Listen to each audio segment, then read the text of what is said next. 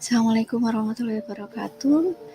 Baik, kali ini kita akan melanjutkan pembahasan mengenai kriteria diagnosis dari narcissistic personality disorder, lanjutan dari pertemuan sebelumnya dengan pembahasan mengenai kriteria diagnosis ke-8 dan ke-9. Untuk kriteria diagnosis yang ke-8, bahwa individu dengan narcissistic personality disorder sering merasa iri pada orang lain atau meyakini bahwa orang lain iri kepada mereka. Padahal tentu saja tidak seperti itu. Mereka mungkin iri pada orang lain atas kesuksesan atau harta benda, merasa bahwa mereka lebih pantas mendapatkan pencapaian, kekaguman, atau hak istimewa yang dimiliki oleh orang lain. Orang dengan gangguan kepribadian ini biasanya percaya bahwa orang lain bersaing dengan mereka atau iri dengan siapa diri mereka. Dengan cara yang sama, mereka pun akan merasa sering bersaing dengan orang lain atau merasa iri dengan pencapaian yang telah diperoleh orang lain. Mereka akan dengan kasar mendevaluasi, memandang rendah kontribusi orang lain, terutama ketika orang-orang tersebut telah menerima pengakuan atau pujian atas pencapaian mereka. Tentunya karena mereka tidak mau kalah dengan orang lain. Kriteria yang ke-9, bahwa ada perilaku arogan dan angkuh yang menjadi ciri-ciri dari orang-orang ini. Mereka sering menunjukkan sikap sombong, menghina, ataupun menggurui. Beberapa orang dengan kepribadian narsistik mungkin akan mengabaikan orang lain sebagai dipandang tidak berharga, konyol, atau tercela. Keyakinan ini dapat membuat mereka menunjukkan sikap arogan atau bahkan mencemooh orang lain. Kohut memandang hal ini, kepribadian narsisistik, fokus terutama pada kerinduan di masa kanak-kanak untuk mendapatkan tanggapan tertentu, tanggapan spesifik dari orang tua mereka. Agresi dipandang sebagai sebuah fenomena sekunder, yaitu bentuk dari kemarahan narsistik sebagai reaksi terhadap tidak adanya kebutuhan seseorang untuk mencerminkan dan mengidealkan kepuasan, karena dia tidak mendapatkan sesuatu yang secara spesifik dia butuhkan dari orang tua atau orang di sekitarnya. Dalam pengertian itu, Kohut memandang agresi sebagai respon yang sepenuhnya dapat dipahami terhadap kegagalan orang tua.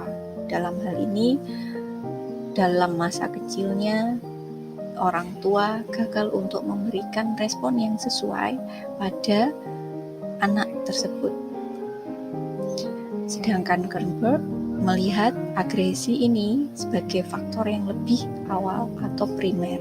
Tingkat agresi yang sangat tinggi menyebabkan pasien dengan narsis ini menjadi destruktif terhadap orang lain. Dalam pandangan Kernberg, sebab dari agresi ini dapat bersifat konstitusional maupun lingkungan. Namun, hal tersebut terlihat sebagai yang muncul dari dalam dan bukan hanya reaksi yang dapat dimengerti terhadap kegagalan eksternal orang lain atau yang tadi disebut dari orang tua yang tidak memberikan respon secara sesuai. Tapi menurut Kernberg, ini juga tumbuh dari dalam dirinya. Salah satu manifestasi dari agresi dari pasien narsisistik ini adalah kecemburuan kronis yang intens yang menyebabkan pasien ingin merusak dan menghancurkan hal-hal baik yang dimiliki oleh orang lain. Kecemburuan seperti tadi pada kriteria yang ke-8, adanya rasa iri pada orang lain, atau justru dia cerminkan itu pada orang lain, merasa orang lain iri kepada dirinya tanpa adanya bukti yang nyata, hanya pada perasaannya. Kernberg menggambarkan pasien ini sebagai orang yang terus-menerus membandingkan diri mereka dengan orang lain hanya untuk menemukan diri mereka tersiksa dengan perasaan rendah diri dan kerinduan yang kuat untuk memiliki apa yang orang lain miliki. Devaluasi, merendahkan orang lain, dilakukan untuk mengatasi kecemburuan tersebut, akhirnya menganggap orang lain yang iri terhadap mereka. Ini terkait dengan dunia di dalam dirinya yang kosong dari representasi objek yang akhirnya membuat pasien merasakan kosong, dirinya tidak valid. Kekosongan itu hanya dapat dikompensasikan dengan kekaguman, pujian terus-menerus dari orang lain, dan kuasa kontrol atas orang lain, sehingga fungsi dan kesenangan mereka yang bebas dan otonom tidak menciptakan kecemburuan lebih lanjut. Kernberg juga menekankan sindrom narsisme yang ganas atau malignant narcissism yang melibatkan patologi superego yang lebih parah, yang kemudian menjadi beberapa perilaku antisosial dan agresi yang egosintonik yang memang sesuai dengan dirinya tidak merasa salah dengan perbuatan agresi tersebut. Ada sedikit kapasitas untuk rasa bersalah atau penyesalan pada individu-individu dengan narsisis ini, dan mereka serupa dalam banyak hal dengan individu dengan gangguan kepribadian antisosial yang disebutkan pada DSM-5. Jika pasiennya laki-laki, seringkali dia memiliki sindrom Don Juan, di mana dia secara sistematis merayu wanita dan membuang mereka ketika idealisasinya terhadap mereka berubah menjadi devaluasi. Jadi hanya untuk mendapatkannya saja dan kemudian mencampakkannya saja. Melihat wanita hanya sebagai penaklukan, tidak memiliki kapasitas untuk berempati dengan pengalaman internal mereka, dan pasien tampak kurang tertarik dengan apa yang dikatakan orang lain, kecuali jika isinya menyanjung dirinya sendiri.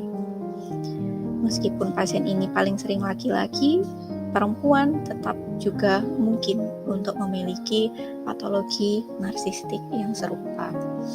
Baik, ini adalah kriteria diagnosis ke-8 dan ke-9 dari gangguan kepribadian narsistik, yaitu adanya rasa iri pada orang lain atau merasa orang lain iri kepadanya, dan adanya sikap agresi arogan.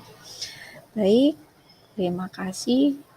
Assalamualaikum warahmatullahi wabarakatuh. Sampai jumpa pada pembahasan tentang kepribadian yang lain, insya Allah.